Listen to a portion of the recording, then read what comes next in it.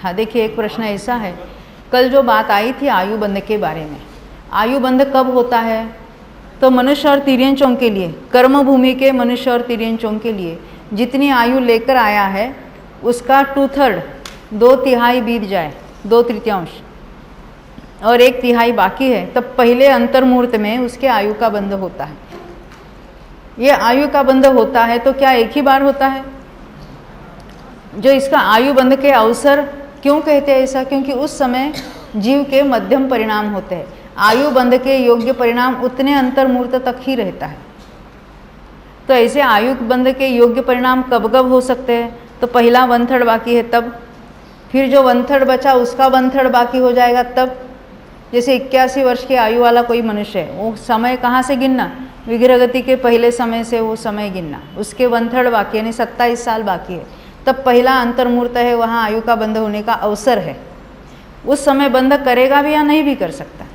दूसरा अवसर कब आए? 27 का 1/3 9 साल बाकी है तब।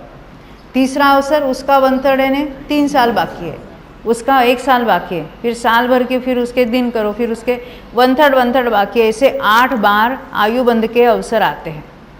तो किसी जीव को एक ही बार में, आयु की बात है, गति की नहीं, गति हर समय बनती है कोई ना कोई। जब आयु बंध रहा है उसकी, मान लेते मनुष्य की आयु बांधी उसने, पहले ही अवसर में मनुष्य आयु बांधी, दूसरे अवसर में ज़रूरी नहीं उसको फिर दोबारा आयु का बंध होगा। ऐसे अवसर एक ही अवसर में बांध लिया उसने, आगामी आयु संबंधी सारे परमाणु एक बार में ग्रहण किए। कोई ऐसा जीव होगा उसने 2 बार मिलकर वो ग्रहण किए, उसमें आयु की स्थिति बढ़ती है, ऐसी कुछ बात नहीं। निषेक रचना तो उतनी की उतनी हो जाती है, उन्हीं निषेकों में और परमाणु आके मिलते हैं। तो कोई 2 बार में मिलकर बांधते, कोई 3 बार, कोई 4 बार, कोई 8 बार मिलकर भी आयु का बंध कर सकते हैं। ये हो सकता है किसी जीव को, ये बताने के लिए बताया था 8 बार।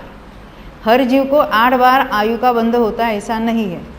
किसी को 8 बार में मिलकर होता है, किसी को 7 बार, किसी को 6 बार, 5 बार, किसी को 1 बार। उसमें कितनी बार होता है तो ज़्यादा पक्की आयु होगी ऐसा कुछ नहीं है।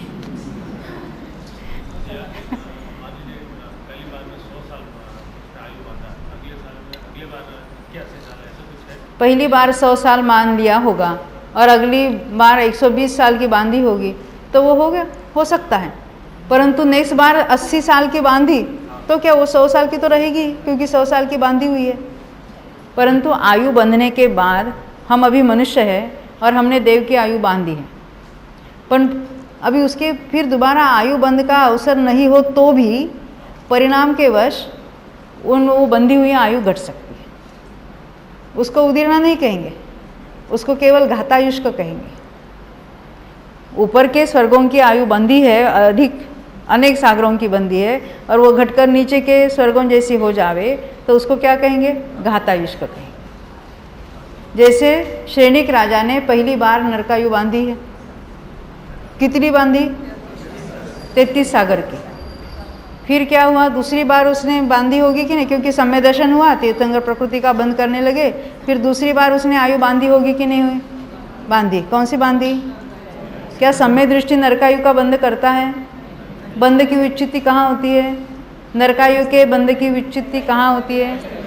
पहले में, यानी दूसरी बार उसने आयु बांध कर नहीं घटाई है, उसके सम्यक्त्व के परिणाम के वश ये बंधी हुई आयु घटकर, घटने के लिए उसके फिर दोबारा आयु बंध के अवसर की ज़रूरत नहीं है, क्योंकि सम्यक्त्व होने के बाद तो नरकायु बांध ही नहीं सकता।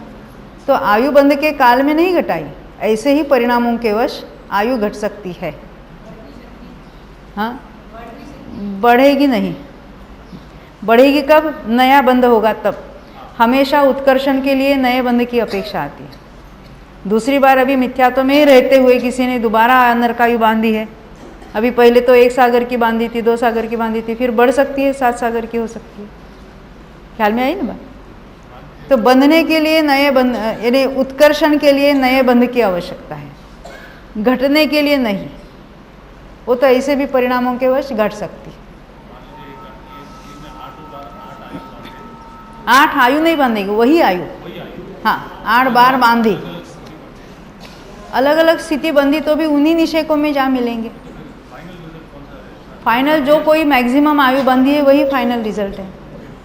पहले अधिक बांधिए बाद में कम बांधिए तो उन्हीं निषेकों में वो सारे मिल जाते हैं।